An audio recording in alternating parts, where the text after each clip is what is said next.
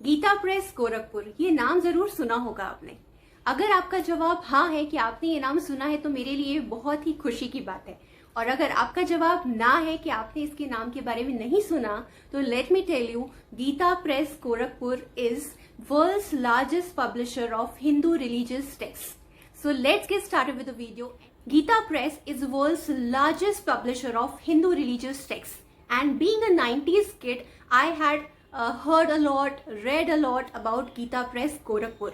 Many of the books at my home, वो जो मंदिर के नीचे का जो कबर्ड होता है जिसमें सारी रिलीजियस बुक्स रखी जाती है, चाहे वो भागवत गीता हो, दुर्गा सप्तशती हो, हनुमान चालीसा हो, हर चीज के ऊपर एक नाम कॉमन दिखता था, जो है Gita Press Gorakhpur. So being a 90s kid, मेरे दिल में एक बहुत ही खास जगह है इस पब्लिशिंग हाउस के लिए। Till now Gita Press has published 68 crore 28 lakh copies of Gita, Upanishad, Ramayana, Durga Saptashati and all other religious and devotional books in the languages like Hindi, Sanskrit, English and all our Indian regional languages. According to the publishing house, every day they sell 50,000 copies of their books, which is more than any other big publishing house in the world. So शायद अब आप सोच रहे होंगे ऐसी क्या खास बात है इस पब्लिशिंग हाउस में या इस प्रिंटिंग प्रेस में जो मैं खास उस पर वीडियो बना रही हूँ। ऐसे तो बहुत सारे प्रिंटिंग प्रेस है जो रीजनल बुक्स को पब्लिश करते हैं, है ना, throughout the world. So why specifically I am talking about Gita Press today? So let me tell you the history, a short story of history of Gita Press and the motivation, उनका उद्देश्य क्या था इस प्रेस को शुरू करने के पीछे। पहले के ज़माने में जो बहुत ही ज्ञानी ब्राह्मण लोग थे या जो बहुत ही ज्ञानी लोग थे, सिर्फ उन्हीं के पास रिलीजियस टेक्स्ट होते थे, सिर्फ वही चीज़ों को जानते थे। कॉमन लोगों के लिए पॉसिबल नहीं था कि उनके पास सारे गीता की कोई कॉपी हो या वो घर पे पढ़ सकें या कोई चीज़ समझ सकें। उनके जानने के लिए कुछ भी नहीं था। सो एक बार कोलकाता में रहने वाले मारवाड़ी सेठ जयदयाल गोयनका जी, उनके मन में एक ख्याल आया कि क्यों ना मैं गीता की कुछ प्रिंट्स निकलवाऊं और खुद भी पढूं और लोगों का भी कल्याण हो, इससे लोग भी पढ़ सके, गीता के ज्ञान को अपने जीवन में उतार सके। तो उन्होंने कोलकाता में एक प्रिंट निकलवाई, एक बुक निकलवाई गीता की। तो जब उन्होंने पढ़ना शुरू किया, उन्हें महसूस हुआ कि इसमें बहुत सारी गलतियां थी। तो जब गोयनका जी को पता चला कि इसमें बहुत सारी गलतियां हैं और उन्होंने जाके प्रिंटिंग प्रेस वाले को बोला कि तुम इसे ठीक करो और दूसरी बार प्रिंट करवाओ। दूसरी बार प्रिंट करवाने से भी बहुत सारी गलतियां निकली। बार बार जाकर प्रिंटिंग प्रेस वाले को बोलने पर यह जवाब मिला सामने कि अगर बिल्कुल ही परफेक्ट प्रिंट चाहते हो, परफेक्ट बिना किसी गलती के प्रिंट चाहते हो, तो खुद ही अपनी प्रिंटिंग प्रेस खोल लो। और ये सुन के गोयनका जी बहुत नाराज हुए, बहुत बुरा लगा उनको। गोयनका जी बहुत ही अच्छे सत्संगी थे, वो अच्छे लोगों के साथ बैठते, सत्संग करते, धार्मिक बातें करते। और उनके साथ बैठने वाले एक सत्संगी थे घनश्याम दास जलान, जो गोरखपुर के थे, गोरखपुर के एक बिजनेसमैन थे वो।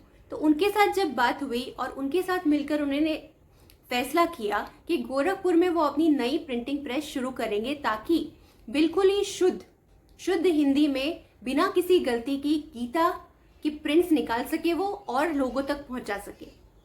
तो इस तरह से उन्होंने जलान जी के साथ मिलकर गोरखपुर में एक मकान भाड़े पर रख लिया 10 रुपए किराए में। गीता प्रेस की शुरुआत हुई 1923 में और उनका सिर्फ एक ही उद्देश्य था कि बिल्कुल सरल हिंदी भाषा में गीता की प्रिंट निकाली जाए जिसमें बिल्कुल कोई गलती ना हो और उसका दाम बिल्कुल ही किफायती हो कि वो घर घर में हर इंसान खरीद सके, लोगों तक गीता का सार पहुंचे।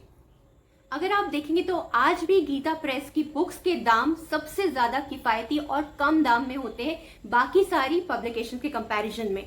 आप देखेंगे कि तो 40 to 90% चीप होती हैं गीता प्रेस की बुक्स बाकी सारी पब्लिकेशन से, और क्वालिटी में बिल्कुल नंबर 1 बिना किसी गलती के। ऑलमोस्ट 10 से 100 रुपए में आपको गीता की कॉपी मिल जाएगी, 3 रुपए में आपको शिव सहस्त्रनाम मिल जाएगा और सिर्फ 2 रुपए में आपको हनुमान चालीसा की कॉपी मिल जाएगी। और ये 2 रुपए वाली कॉपी ऑलमोस्ट कह सकते हैं कि हर साल 50 लाख कॉपीज बिकती है इस हनुमान चालीसा की। गीता प्रेस जो है वो सिर्फ इस मोटिव से शुरू किया गया था कि हमारे हिंदू धर्म, सनातन धर्म के जो प्रिंसिपल्स हैं वो जनरल पब्लिक तक पहुंचाए जाएं, हर घर तक सनातन धर्म, हिंदू धर्म के जो प्रिंसिपल्स हैं वो पहुंचे, लोग गीता के सार को अपने जिंदगी में उतार पाए और अच्छी जिंदगी जी पाए। और गीता प्रेस जो है वो किसी पर्टिकुलर प्रॉफिट अर्निंग कंपनी की तरह नहीं है, वो बस एक ट्रस्ट द्वारा चलाया जाता है। और ट्रस्ट जो है बिल्कुल भी नॉन प्रॉफिट ऑर्गेनाइजेशन है। ये किसी भी तरह का डोनेशन एक्सेप्ट नहीं करते हैं, किसी भी तरह के एडवर्टाइजमेंट नहीं करते हैं। आप किसी भी बुक में नहीं पाएंगे कि लास्ट पेज पर कोई ऐड हो गीता प्रेस की बुक्स में। बाकी सारे पब्लिकेशन में ऐसा देखा जाता है कि फ्रंट पेज एंड पेज पे कुछ ना कुछ एडवर्टाइजमेंट्स हो ताकि उस तरह से वो कमा सके, पर गीता प्रेस में ऐसा कुछ नहीं हो मिलेगा आपको। प्योरली सिर्फ समाज को बेहतर करने के लिए, समाज की सेवा के लिए शुरू किया गया था ये ऑर्गेनाइजेशन। और ऑलमोस्ट 97 ईयर्स हो चुके हैं इस साल इस ऑर्गेनाइजेशन को, फिर भी उसी तरह से चल रहा है ये। कई बार प्रॉब्लम्स हुए क्योंकि उन्होंने अपना प्रॉफिट नहीं देखा, तो कई बार प्रॉब्लम्स हुए कि वो अपने वर्कर्स को इनफ जमाने के हिसाब से जितना देना चाहिए पे उतना नहीं दे पा रहे हैं। कई बार स्ट्राइक्स हुई, बहुत सारे उतार चढ़ाव आए, पर फाइनली सब कुछ मैनेज हो गया। और हर साल बढ़ती रिक्वायरमेंट्स के हिसाब से गीता प्रेस नई नई मशीन्स खरीद रही है, नई नई टेक्नोलॉजी में इन्वेस्ट कर रही है, नई मशीन्स, नई लेटेस्ट टेक्नोलॉजी वाली मशीन्स ला रही है ताकि जितनी भी रिक्वायरमेंट है लोगों की वो पूरी की जा सके टाइम पर। I have only one motive behind making this video today, and that is to ask you all to continue this legacy of reading and circulating our Hindu religious text so that we can pass it on to our next generation also. And the second reason can be to support such an old organization which is working continuously from last almost 100 years without thinking of any profit. So why not support them by buying books from them? They do not take any kind of donation, so there is no other way to support. So you can just buy a new Hanuman Chalisa for your child, or you can buy a Bhagavad Gita and gift it to a new neighbor. Something like that can be done, and we can keep our legacy on. So friends, I hope you liked today's video and you got to know something new. So I'll meet you in the next video. Till then, bye bye and take care.